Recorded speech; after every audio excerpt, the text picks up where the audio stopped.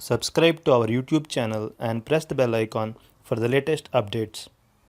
How to delete all location information from your tweets. Log into your Twitter account if you are not already logged in. Click on the More tab in the left sidebar. Click on the Settings and Support from the pop-up menu. Now click on the Settings and Privacy from the drop-down menu. Under Settings section, click on Privacy and Safety.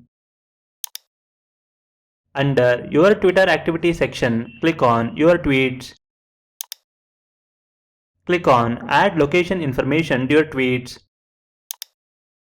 Click on Remove all location information attached to your tweets. Click Delete to confirm. That's it. All location information attached to your tweets has been deleted. Now uncheck the box next to the text that says Add location information to your tweets.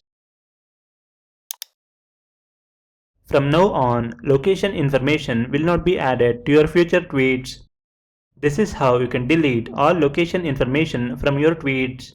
Thank you for watching.